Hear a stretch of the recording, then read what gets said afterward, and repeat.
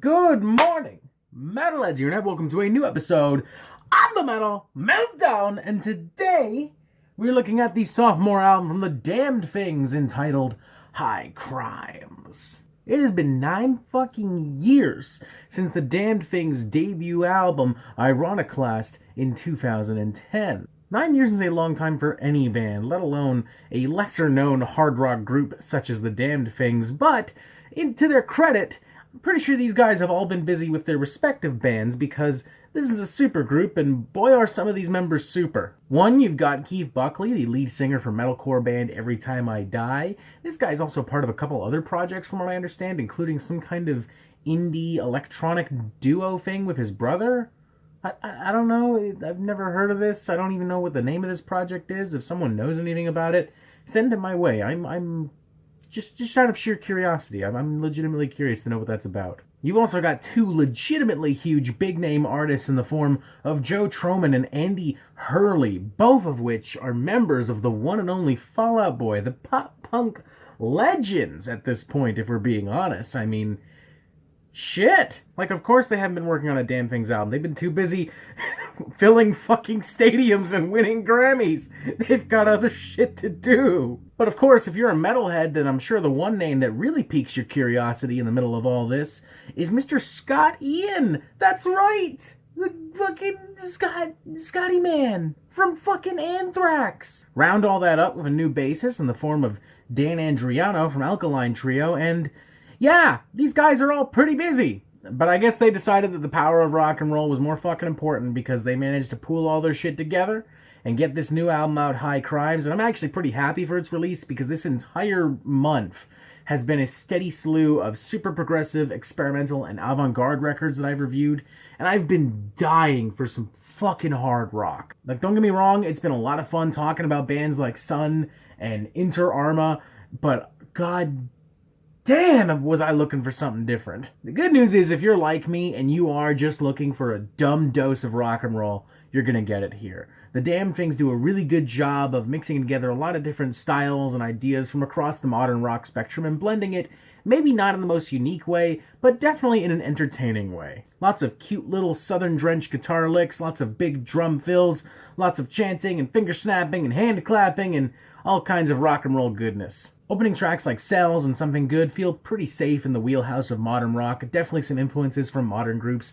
Black Keys, particularly the Foo Fighters in Something Good. Something about the riff play in this really just feels like Wasting Light era Foo Fighters. We have a couple little pop-punk flares courtesy of the Fall Out Boys from Fall Out Boy. Since we're on the topic, I think it's safe to say that across this entire record, Fall Out Boy probably has the most influence in this band of all the bands that have been represented here. Like, you're not really hearing anything from the muscular, hefty world of Every Time I Die, nor are you hearing anything from the razor-sharp 80s thrash of Anthrax. Which isn't to say there aren't heavier moments across the record. Take, for instance, a track later on, Carry a Brick, which does kind of remind me of what we heard on the last Cancer Bats record as far as the structure and the flow and the veracity of it. There's also some heavier, sludgier moments a little later on, notably on a track like Keep Crawling, but again, we're not seeing anything in the vein of Every Time I Die or Anthrax. In fact, if anything, this fits pretty strongly within the wheelhouse of maybe Monster Truck, but if they smoked a shit ton of weed. Although I would argue that maybe there's a little bit of Mastodon influence on Young Hearts. I don't know, maybe it's a bit of a stretch, but something about the chaos in that drum work does actually kind of remind me of some early Mastodon. I don't really quite know how to explain it. Although, and I would even also argue some Muse influence on the track Omen. It definitely sounds like something that maybe could have been left off the Drones record. I'm really impressed by a lot of the performances on here, particularly from Andy Hurley, you know. I don't really think of him as being that much of a, standout rock and roll drummer, especially nowadays when Fall Out Boy is arguably more of a pop band than they are, well, any other kind of band. But yeah, this guy's got some fucking fire and passion in him, and I'm beginning to see that more and more as time goes on, particularly thanks to stuff like this. On that same note, if you're curious, there's also a video of Andy Hurley playing with Behemoth at one of their sound checks during, I think, Behemoth's last tour that you can look up. It'll give you an idea as to the full extent of his abilities, and after watching that and of course listening to this record, I gotta make an argument. Maybe it's time for Andy to invest more time in the world of heavy metal. Look, I won't tell him to quit Fall Out Boy, I might not be a fan of Fall Out Boy, but I'm not stupid. That band makes fucking money. I'm just saying, maybe make some calls, maybe make that happen, you know? Not really huge on Keith Buckley's vocals, though. That's the one thing that doesn't do a whole lot for me. I mean, he's not bad. It's just, I don't think a lot of his melodies are really that great, and I think that there's more he can do with his vocal style to just sound a little more convincing and unique. I don't know, he's always done a great job with Every Time I Die, but on here he does kind of sound like an amalgamation of a lot of modern radio rock singers. There's not really a lot of style or flair in his performance here. I was thoroughly enjoying this album while it was on, while it was doing its thing, but that being said, unfortunately, I really don't have any reason to ever come back. I will probably never listen to this record again. Not because it's bad, but because it lacks depth. There's absolutely no reason to return to this album once you've heard it all the way through. You know, everything that you can get out of any potential listen, you can get in literally the first full listen. It has a lot to do with the fact that while the band definitely brings a lot of influences to the table, they definitely don't do enough with those influences. I mean, this entire review I've said, oh, this sounds like Monster Truck or Muse or this band or that band, instead of saying, wow, look how this band took all these influences and turned it into the damned things.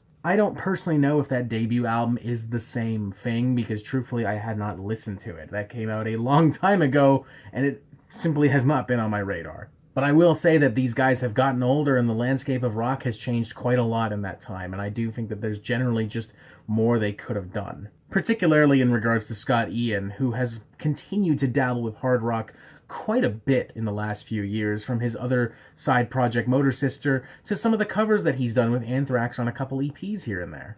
I would probably give this thing a 3 out of 5 and say that it's a decent album, and not a, you know, oh, I don't know, it's kind of decent, but more of a, yeah, that album was actually pretty decent, maybe you should check it out. It lacks depth, and it lacks originality, and yeah, you can get all of it pretty much in one listen, but that one listen is a pretty decent listen.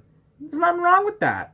There's nothing wrong with just some simple fucking rock and roll. There's nothing wrong with a couple tasty riffs, a couple tasty melodies, and there's nothing wrong with it even being generic. I mean, AC/DC are generic as fuck, and I still love them. What Damn Things need, if this project is to continue, is just a little bit of flair. You know, going back to AC/DC, that's how AC/DC have survived. It's their flair, that unique guitar sound that is unique to them. Like, anytime you hear any AC/DC song, you know immediately it's AC/DC just from that guitar tone, just from the way those drums start. They've got the ideas, they've got the passion, they just need to spice it up a little bit. They just need to brainstorm a little bit more, that's all. For now, though, High Crime stands as a pretty decent album. It's not going to win Album of the Year, it's not even going to win Album of the Week, frankly, but if you're like me, and you've just been looking for a dumb rock and roll album, and you're not really concerned with much else, then I really don't see, under any circumstances, how anyone could be that crude towards this record. And even if you did, it's such an inherently innocent and harmless record